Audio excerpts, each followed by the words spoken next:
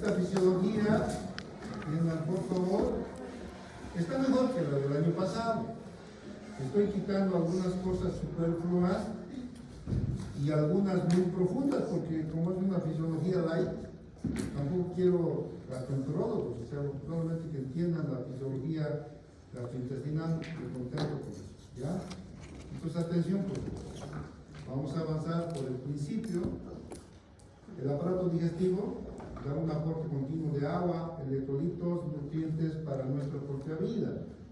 Para eso se requiere el tránsito de los alimentos que vamos a ver, la secreción de tubos digestivos, la absorción, cómo se absorbe el alimento, la circulación de la sangre por los órganos, cómo es por la alimentación y sin alimentación, y el control de todo esto por el sistema nervioso, ¿ya?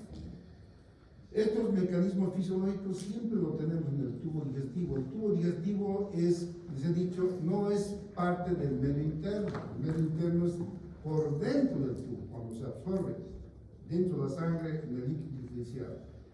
El tubo digestivo está considerado líquido extracelular, está fuera del cuerpo. Y ahí, sin embargo, para que no entre ningún germen, ningún bacterio o parásito, tenemos mecanismos de defensa naturales, funcionales, fisiológicos. ¿Cuáles son esos? La actividad antibacteriana del pH del ácido. El ácido, ustedes no saben cuántas cosas, también que aquí ustedes comen decentemente. Vayan ustedes a la Budapest, afuera, unas comidas más insalubres, y los estudiantes comen eso, y no les pasa nada. ¿Por qué? Porque nosotros tenemos un pH ácido. El ácido de nuestro estómago mata cualquier microbio. Entonces es una defensa el pH del ácido, ¿no? Las enzimas, así como digiere la proteína grasa, así también digiere a las bacterias. ¿Qué son las bacterias? Son proteínas, hidrato de carbono, grasa, entonces igual lo digiere, y si no los mata, nos engorda un bacterio, ¿no es cierto? Aumenta la secreción. Toda vez que hay algo que está de más en el intestino, aumenta la secreción intestinal y aumenta el peristaltismo. El vómito y la diarrea son una defensa del cuerpo. La diarrea elimina, apenas el intestino se da cuenta que hay algo que no corresponde, lo elimina con el peristaltismo, ¿ya? Entonces es una defensa, el vómito. O sea, lo bota por fuera o lo bota por la diarrea, y eso pasa con los niños. Los niños son los más sucios, ¿no? Si no, acuérdense cómo eran ustedes niños. Yo me acuerdo de niño con manos sucias, uno no se lava, si no lo controlan a un niño, ese niño con mano más sucia que hagas y come, ¿y qué está comiendo? Microbios. Sin embargo, lo que más que tiene es diarrea y vómito. Pero es muy frecuente en los niños ese tipo de patología. Ya, el aumento del peristaltismo, ¿no? Es bueno. La flora intestinal es un mecanismo de defensa que vamos a ver. La flora intestinal, tenemos nosotros una flora intestinal normal. O sea, tenemos microbios naturales, fisiológicos, que están en nuestro cuerpo, que lejos de dañarnos, nos ayudan a digerir, nos ayudan a la defensa contra los gérmenes. Eso lo vamos a estudiar. Eso es fisiología, es funcional, natural del cuerpo humano. Luego tenemos el más importante, que es el tejido linfoide asociado al intestino focal, que es el sistema inmune propio del intestino. El intestino tiene su propio sistema inmune que protege de todos los gérmenes que entran al tubo digestivo. Entonces, por eso están aquí sanitos, porque ustedes tienen todo eso funcionando a cabalidad. Por eso están aquí, por eso estoy yo aquí, gracias a Dios estoy vivito a esta edad. Pero entonces es porque nuestro intestino está funcionando. Cualquier pregunta, levanta la mano. Esto vamos a ver uno por uno. Esto es gastro light también. No es fisiología, gastroenterología light, superficial, suavito, encimito. ¿Ya? Y sigamos. Entonces, entiendan. Vamos a ver que el sistema digestivo es muy importante. Recientemente, los gastroenterólogos están teniendo cada vez congresos, a los cuales yo tengo también, gracias a Dios, puedo asistir. Recientemente va a haber otro congreso este próximo mes, que también voy a ir, y hablan de la fisiología actual, porque la fisiología sigue descubriendo cada día más. Guyton hasta por ahí está actualizado, saben de las saprófitas, pero no mencionan la acción funcional que tienen.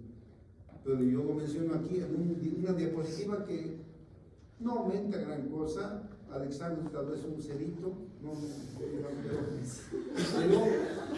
les va a ayudar a ustedes a entender fisiológicamente cómo funciona un intestino normal. Y para que funcione el intestino normal, lo último que hay, que recientemente, para nosotros es lo último, pero se ha investigado hace más de 5 a 10 años. Y claro que eso se estudia una y otra vez y recién salen los libros, ¿cierto? Entonces tenemos esto, que el sistema digestivo se está llamando, primero lo relacionaban con algo, un sistema neuronal complejo, pero ahora lo están llamando el segundo cerebro, porque la cantidad de neuronas que tiene el sistema gastrointestinal es inclusive mayor. Calculan que la cantidad de neuronas que tiene el tubo digestivo es más que lo que tiene la médula. Entonces, además, funciona en forma independiente. El intestino tiene su propio sistema de control de digestión, de absorción. Nosotros no controlamos. Cuando el autónomo funciona y simplemente da las órdenes al autónomo, recibe del autónomo, hay una interrelación. Fíjense, ahí tenemos el eje intestino-cerebro o cerebro-intestino, ¿no? Fíjense, aquí tenemos el cerebro y el intestino y ahí tenemos, entre ellos dos hay una relación, ¿no? Es una comunicación mediante el sistema autónomo constante. Es un segundo cerebro, tan segundo cerebro que si ustedes tienen un intestino sano, generalmente son las personas más sanas los que tienen un intestino sano, ¿ya? Entonces eso funcionalmente tiene que ver por qué. Aquí tenemos por qué tanto el intestino. Fíjense, el eje intestino-cerebro, cerebro-intestino aporta, hay una hormona que relaciona el intestino con el cerebro. Esa hormona es la serotonina. Antes nosotros, y está también en Guyton, que la serotonina es parte de la secreción que sirve para la motilidad, etc. Pero ya estos años se ha empezado a clasificar la cantidad de serotonina y se está viendo que más, este 70% está en los libros de fisiología, pero en los últimos congresos está saliendo que hay más del 70%, 80, inclusive 90%, está producida por el tracto gastrointestinal. La serotonina es la hormona de la felicidad. Esta hormona es secretada por las células enterocromafin de este tracto gastrointestinal. Tenemos desde el estómago, intestino, tenemos en las glándulas, como vamos a ver, estas células enterocromafines que secretan la serotonina. Esta serotonina, ¿qué hace? Regula el sistema inmune, la digestión, estimula la motilidad, la secreción de moco, enzimas y hormonas en el tubo digestivo. Entonces, localmente la serotonina hace todo esto, estimula la motilidad, ¿no? Que siempre esté moviéndose el intestino, la secreción de moco, enzimas y hormonas. Pero ahora se está viendo que, como es el 70% del total, ¿no? No solamente tiene a nivel intestinal efecto de estimulación de motilidad, también a nivel cerebral, porque hay una circulación, tiene relación con la depresión, con la ansiedad, con los trastornos de la conducta alimentaria, hasta con la locura, la serotonina. Porque fíjense, aquí tenemos un dosificador de las patologías cerebrales que hay. Si ustedes se dan cuenta, esto es lo que deberíamos tener nosotros. Amor, ¿qué tiene ahí? Tenemos la dopamina, el azul, el verde, la serotonina, y la oxitocina, tiene que tener un nivel, ¿no? Todito. ¿Qué pasa si hay locura? Solamente tenemos dopamina y no hay serotonina. Ansiedad, menos dopamina. Felicidad, mucha serotonina. Pero no es la idea esa. Tenemos nosotros que tener los tres dosificados bien. En la depresión, si ustedes ven aquí, no me están viendo nada, ¿no? Ya. Fíjense, en la depresión, cuando uno está deprimido, ¿qué es lo que pasa? Una menor cantidad de ¿qué? De dopamina y menor cantidad de serotonina. La gente deprimida no quiere ni comer, ¿no? ¿Y dónde? Efectivamente el problema es en el cerebro, pero el intestino tiene que ver, porque cuando el cerebro está funcionando bien, uno quiere comer, quiere alimentarse, digiere mejor, secreta serotonina. Entonces es una relación uno detrás de otro, uno funciona con el otro. Entonces tenemos en la depresión hay baja de la serotonina, y si nosotros tenemos amor, comprensión y tenemos buena alimentación, entonces vamos a tener los tres niveles tanto de serotonina, de dopamina y de oxitocina normales, ¿no? Cuando estamos queriendo pelear más tenemos de oxitocina y noradrenalina. Y entonces esto es una idea de lo que ha salido para que vean que la serotonina tiene que ver con este nivel que tenemos aquí normalmente para que una persona funcione bien, ¿ya?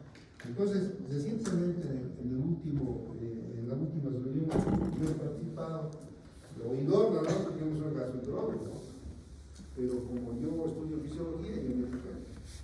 Entonces, algunos detalles he incluido que ya está estudiado, oleado y sacramentado en los libros de gastro. Y obviamente también va a estar en los libros de Guyton, pero va a ser en la 15 o en la sexta edición. En la 15 edición seguramente. En Guyton está que produce serotonina en nuestro intestino, ¿no? Y la relación, digamos, del porcentaje no está clara, pero ahora en los libros de Estados Unidos está saliendo que la serotonina, como es el 70%, que tiene mucho que ver con la depresión o con el bienestar de una persona. Entonces, es lógico si nosotros comemos bien, con una persona que nos agrada, con un vinito ahí, ¿no es cierto? Una persona que sabemos que somos aceptados por esa persona, si uno come tranquilo y digiere mejor y se secreta la serotonina y nosotros nos sentimos o no, en un ambiente así nos sentimos, siempre hay esos dibujos de Navidad, la familia, con su pollito. ¿Por qué? Porque la serotonina está funcionando y está dando esa sensación de bienestar. Está viendo amor, dopamina y serotonina. Y no nos damos cuenta que la parte intestinal está aportando gran parte de la serotonina. Entonces, obviamente que tiene mucho que ver. Ahorita el intestino hay que darle más importancia. Tanto es así que una persona sana, no va a tener estitiquez crónica. Podría tener estitiquez de unos días, pero nunca crónica. Esa cronicidad puede provocar algo. Es mejor tener en cuenta eso, ¿ya? Vamos a ver eso funcionalmente, cómo uno podría tender a eso o más bien evitar, para ver todo es fisiología en nuestro cuerpo, ¿ya? Cualquier pregunta, levantar la mano. O levantar la voz porque estamos en clase. Si hay alguna duda, me dice, ya, entonces, habiendo dicho esto, vamos a esto. La estructura del intestino. Fíjense, tenemos nosotros in vivo 4 a 6 metros, cuando está vivo una persona, pero en el cadáver, como se relaja, tenemos un poquito, 7 metros y posible más, ¿ya? Entonces, el duodeno continúa el estómago y las 2/5 partes del intestino son el yeyuno y finalmente ahí está el estómago, el esófago, el estómago, el duodeno, yeyuno y ilium, ¿no? Y ahí está el grueso, ¿ya? Entonces, aquí van a ver cómo funciona, cada porción tiene una fisiología que nosotros tenemos que aprender cómo funciona para poder dar la solución si es que nuestro paciente está mal, ¿ya? Entonces, en el ilion hay un tejido linfoide, las placas de Peyer, ¿no? Las placas de Peyer, ¿qué es? Es un tejido linfoide que se ocupa de la inmunidad. Entonces, fíjense, las placas de Peyer están más en el intestino, más que todo distal, no tanto en el proximal, ¿ya? Vamos a ver. Esta es la pared gastrointestinal, aquí está claramente, músculo liso, ¿no? Longitudinal, de afuera, y este es circular. Si algunas han comido las chinchulines de la vaca, igual nosotros tenemos la misma constitución, ¿ya? ¿No es cierto? A lo largo del chinchulín hay una capa larga, un poquito más alta circular, por eso es dura, porque son células, no es una sola célula, son miles de células unidas con el punto. Entonces es más duro, ¿no es cierto? Tiene más consistencia la capa muscular. Pero esta capa muscular puede tener vasoconstricción o construcción muscular lisa o hidratación, ¿ya? Todos tienen un tono, el tono muscular intestinal, y por dentro, fíjense, ahí tenemos la submucosa y ahí tenemos las velocidades intestinales, ¿no? Entonces ahí están las velocidades, y por ahí está la luz, por donde entra el alimento, y ahí están las partes, la serosa por encima, capa longitudinal, muscular circular, la submucosa y la mucosa, esta es la mucosa, ¿ya? No sé, alguna pregunta, vamos avanzando. Entonces fíjense, aquí está lo que han avanzado en anatomía, ahí están los pliegues del intestino, ahí están las velocidades intestinales. Aquí tenemos la submucosa, están los vasos sanguíneos, están los linfáticos, pero van a avanzar hasta las velocidades. Los vasos y los linfáticos llegan hasta, fíjense, aquí está la velocidad, y ahí está el vaso, la arteria, está el vaso, la vena, y este verde es el linfático. Y si ustedes ven, el verde, el vaso linfático, es más grueso que la arteria y la vena. ¿Por qué? ¿Por qué? ¿Por qué? ¿Por qué? Nadie dice nada. ¿Para qué sirve el linfático? ¿Para qué sirve? ¿Para qué? Sí, también influye, tiene función de inmunidad, pero en el intestino,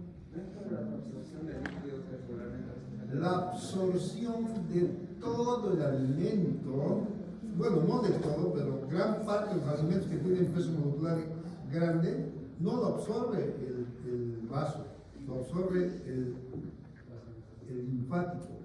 Por eso cuando comemos grasa, cualquier cantidad de la grasa se va por el linfático y va por el conducto torácico, y ustedes han visto en la anatomía, ¿ya? Entonces, ahí tenemos el linfático y todos estos se absorben. Y aquí estas células que ven es del epitelio intestinal, y el epitelio tiene las microvelocidades, ¿no? Esto es una velocidad y esto es microvelocidad, ¿no? Que aumenta la superficie de absorción del intestino, ¿no? Entonces, fíjense, empezamos desde el intestino, tiene unos pliegues que se llaman válvulas conniventes. Dentro de las válvulas conniventes tenemos las velocidades, estas son las velocidades.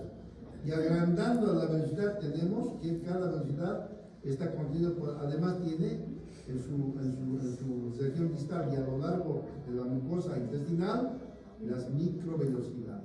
Entonces, ¿por qué aquí las microvelocidades agarran todo el alimento, tanto de hidratos, lípidos, proteínas, aminoácidos, entran por ahí, se absorben y se absorben por aquí y pasan y van a ser absorbidas en este caso por el linfático, o si son glucosa, etcétera, se va a absorber por la vena, ¿no es cierto?, para ir a la circulación, ¿ya?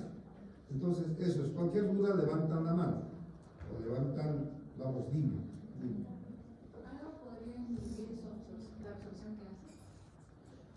La absorción funcionalmente siempre va a haber. Cuando se inhibe la absorción, eso es patológico. Y vamos a ver cuándo se puede inhibir, cuando veamos cómo actúa la absorción. ¿Ya? Cuando no se absorbe, ¿qué quiere decir? Si nosotros, atiendan por favor, yo pongo, ¿dónde se absorbe? Aquí se absorbe, aquí, en la velocidad intestinal. Si yo pongo aquí una lámina, voy a hacer esto. Miren, si yo pongo aquí algo, pues imagino que esto que es un tapiz, pero encima del tapiz yo pongo algo. Si yo pongo algo que está cubriendo las velocidades, el alimento viene por aquí, quiere absorberse, pero ¿va a poder absorberlo? No, porque está cubriendo algo. Entonces aquí tenemos, ya han visto ustedes el microparásitos. Aquí tenemos la hierba lambia que tapiza el intestino y al tapizar no deja la absorción. Y la absorción viene por aquí y absorbe ¿qué? ¿Por qué arrastra agua? ¿Por qué arrastra más contenido? ¿Por qué hay diarrea en una parasitosis por diarrea? ¿Por qué? Porque no absorbe. No absorbe y sí, pero si no absorbe, ¿qué pasa fisiológicamente? Los nutrientes No absorbe los nutrientes, están ahí. Aquí están las proteínas, aquí están los lípidos, ya de carbono, no absorbe. No, pero ¿y por qué hay diarrea? Porque no se está absorbiendo líquido. ¿Por qué? Porque lo está tapando. ¿Qué pasa? A ver, aclara. ¿Por qué? Aclara. La concentración de bacterias que están envueltas ahí ¿Y qué hace la concentración? va a hacer que la diarrea, cuando hay una concentración de bacterias ahí. Sí, pero ¿qué hace esa concentración? No está claro. cambia la flora del intestino. Cambia la flora, pero ¿eso qué hace? ¿Por qué hay diarrea? ¿Qué es diarrea? Agua. Las deposiciones ya no son sólidas, son agua. ¿Por qué es agua? Porque el Porque intestino no se ha absorbido porque está tapado. Ya, no se ha absorbido. Velocidades. Es sólido lo que no se ha absorbido, pero y es agua la diarrea. ¿Por qué es agua la diarrea? El que me responda ahorita, levante la mano, le voy a meter un punto. ¿Ya? Nadie. Ya, espérense. Se libera agua en respuesta a la irritación de la mucosa. Por eso No, después de meditación no me dicen nada. ¿Por qué? Porque es fisiología. ¿Por qué? No puedo creer. ¿Por qué? ¿Por qué? Este individuo, Cáceres, no me dice nada y saca buenas notas. A ver, Cáceres, ¿por qué? Pero no es porque las bacterias están tapizando y no hay donde no se puede absorber el agua. Claro, eso me ha dicho ella también. ¿Y por qué es agua la deposición? Porque no se absorbe, porque se va junto con. Claro, no se absorbe, pero es sólido lo que no se absorbe. No sólido, pero tampoco es agua. ¿Por qué aparece agua? ¿Ah? El ciego absorbe agua, ¿no? Y hace que, porque digamos, el material que está circulando por nuestro intestino delgado es líquido. ¿Y? Y eso tiene que absorber los nutrientes y el agua, pero hay una mala absorción, entonces no, pues el agua va a seguir junto con todos los materiales que están ahí circulando. Está bien, pero inclusive si no tomas agua, igualito es líquido la diarrea. ¿Por qué? Porque el cuerpo intenta equilibrar. Entonces, Muchachos, oye, ¿quién es su profesor de fisiología? ¿Qué es la realidad? ¿Saben lo que es osmosis? ¿Qué es osmosis? ¿Qué es osmosis? ¿Ah?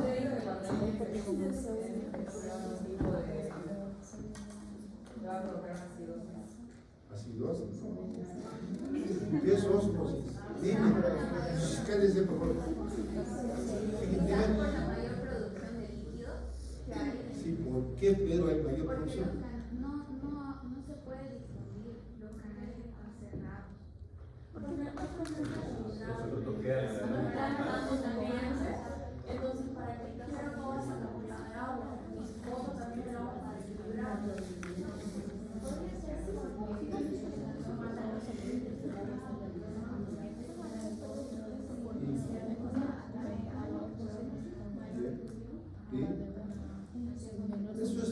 por favor, atiéndame, todo me dice menos lo que es.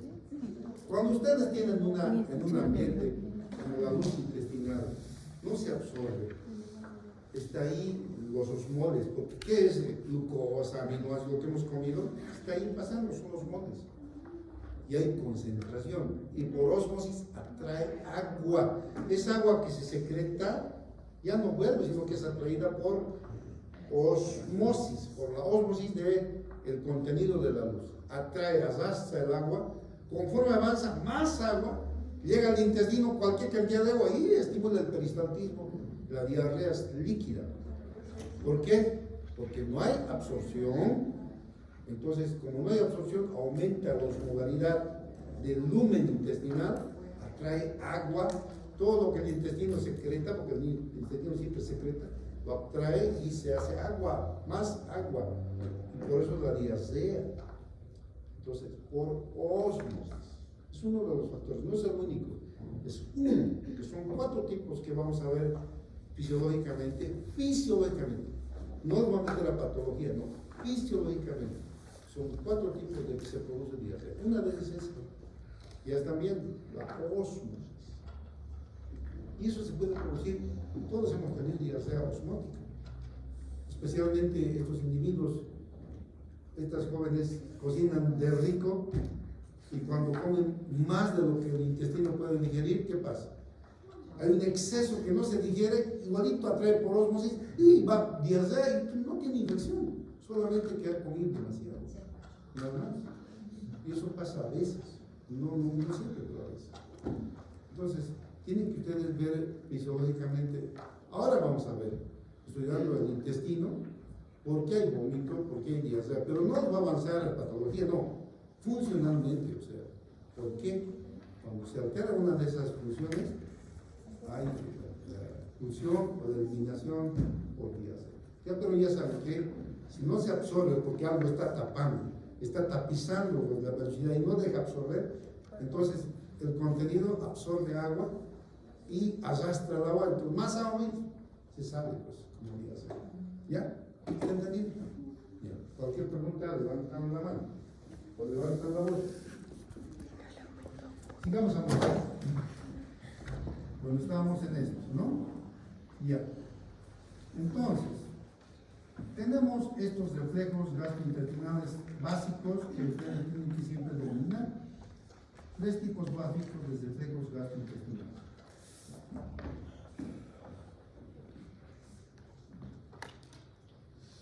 Reflejos que se producen por completo en el interior del sistema neuroenteral, ¿no? Por ejemplo, la contracción de mezcla son reflejos netamente del interior del intestino.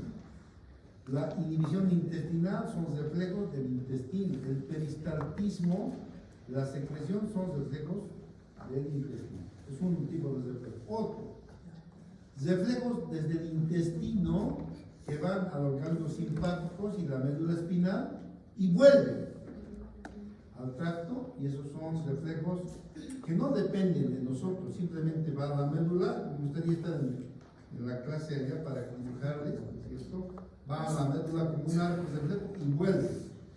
El cerebro está al margen, simplemente nos damos cuenta cuando ya el intestino nos exige, ay caramba, me está exigiendo, no sabemos por qué me está exigiendo, porque hay un reflejo que se produce. Ahí tenemos, por ejemplo, el reflejo gastrocólico. El reflejo gastrocólico es un reflejo que se produce cuando uno ingiere un alimento, y ese reflejo vamos a ver que va hasta la médula espinal y produce aumento del peristaltismo y relajación del recto. Entonces, eso llama ¿a qué? A ir al baño. Y el reflejo gastrocólico es general, todo el mundo lo tiene. Solamente que en algunos es más pronunciado y en otros menos, ¿no? Y normalmente todo el mundo tiene el reflejo gastrocólico. Están en el almuerzo, comen bien y después de eso quieren ir al baño. Algunos no, porque sus reflejos están en la mañana. El reflejo gastrocólico puede estar en la mañana, puede estar a mediodía o puede estar en la noche. Muchas personas, yo sé, soy médico y muchas veces, que tienen reflujo gastrocólico en la mañana. Se levantan, toman su desayuno y les dan su reflujo. Y después todos los días están tranquilos. Otros no, tienen después del almuerzo, sí o sí. Otros no, tienen en la noche. Es reflejo gastrocólico. Y eso tiene que haber. Si no hay el reflejo gastrocólico, va a provocar constipación. Tiene que haber ese reflejo. ¿Ya? Entonces, cualquier pregunta levanta. El reflejo enterogástrico. Este es el reflejo enterogástrico que produce entre el estómago y el intestino delgado. Vamos a ver, eso es. Y cuando el estómago no digiere bien la alimentación, hay un reflejo de contracción. No permite salir, el duodeno no permite salir un alimento mal digerido. Lo cierra. Entonces vuelve al estómago a digerirse. Por eso es que una comida muy pesada tarda horas. Porque el intestino tiene un reflejo, porque dice, bueno, sale un poquito al intestino y ahí, no está digerido, lo cierra. Vuelve al estómago y ahí está digiriéndose horas hasta que ya está, dice, a ver, así ya está. O sea, esos reflejos lo tenemos siempre, entonces ese es el reflejo enterogástrico. Tenemos otros reflejos que son en el intestino, va a la médula y al tronco encefálico y vuelve hasta el aparato gastrointestinal. Esos son reflejos, por ejemplo, el reflejo doloroso, son reflejos que ya hay una obstrucción en el intestino, el peristaltismo no puede mantener, entonces empieza la contracción de un segmento. Ese segmento contrae y provoca dolor. Primero es un dolorcito leve, pero cuando hay más contracción, hay más dolor. ¿Por qué hay más dolor? Porque cuando contrae, hay hipoxia a nivel de ese segmento. Y la hipoxia estimula el dolor, ¿no? Aumenta el potasio. Vamos a ver, el hidrógeno a ese nivel estimula las fibras sensitivas. El cólico, cuanto más aumenta la contracción, es más doloroso. Y esos son los reflejos, que puede ser leve, ¿no es cierto? Muchas veces uno come, hay un coliquito y un poquitito, no mucho. Y muchas veces uno, ¿qué comido? Pero no duele mucho. Otra cosa, cuando a uno va y le hace gritar, pues eso ya está contrayendo, ¿no? Entonces, esos son reflejos fisiológicos que nosotros vamos a empezar a manejar lightmente, ¿no? Vamos a hacer un reflejo, creo que a nivel molecular, a ver quién es molecular. Aquí creo que no hay nadie, un poquito Céspedes alguna vez me ha pronunciado, pero los demás casi no me han preguntado cosas muy profundas, porque esto, los reflejos tienen una aplicación mucho más profunda que eso. Ya no sé si alguna pregunta. ¿Cuál es el reflejo colonial? ¿Perdón? El reflejo colonial. Colonilial. El reflejo colonilial es cuando llega el contenido al colon distal, el ilio se abre. En tanto no llega el volumen de alimento que no se ha logrado digerir, no llega, está cerrado, hay un esfínter ahí. Cuando llega, se abre, sale todito. Y esa es parte del reflejo gastrocólico. El reflejo gastrocólico incluye eso, porque al entrar el contenido al hueso, se estimula el gastrocólico. Vamos a ver esto. ¿Alguna otra pregunta? Ya, más o menos se están captando, ¿no? Vamos a continuar. Bien, habiendo dicho eso, vamos al siguiente. Tenemos el control nervioso de la función gastrointestinal. Se produce por el plexo mientérico o de Auerbach y el plexo submucoso de Meissner, ¿no es cierto? Estos dos plexos van a regular la función intestinal, ¿no? Aquí está el reflejo mientérico, el plexo mientérico, fíjense, mientérico, quiere decir que está entre los músculos, entre la capa muscular longitudinal y circular, está el plexo mientérico. Este es el que produce el movimiento intestinal, este es el que produce el peristaltismo forzado, los cólicos, ¿no? Y tenemos el plexo submucoso, este plexo que está aquí, está en la, fíjense, en la en el segmento del intestino, prácticamente por dentro de la submucosa, tenemos el plexo submucoso. Ahí están, fíjense, aquí estas son glándulas. Estas glándulas son glándulas para digerir y estas glándulas se estimulan por el plexo submucoso de Meister. Entonces es más por estímulo local. Cuando está aquí el alimento aquí en la luz, estimula al plexo submucoso de Meister. Entonces esto está controlado por el sistema gastrointestinal. Nosotros no tocamos pito aquí. Nuestro intestino funciona solito y solito digiere y solito, todo lo hace solito. Nosotros nos enteramos nomás que ya hemos digerido o nos enteramos que no hemos digerido. ¿Ya? Entonces hay que controlar. Hay signos que nos damos cuenta, ¿no? Cuando hay plenitud, ay caramba, no estoy digiriendo. Cuando hay buena digestión, no hay plenitud. ¿Alguna pregunta? Bien. Vamos a quedar aquí, vamos a ver en el control autónomo del aparato gastrointestinal, la inervación parasimpática y simpática. Vamos a ver, simplemente ya hemos avanzado, pero esto es recordatorio dentro del de gastro.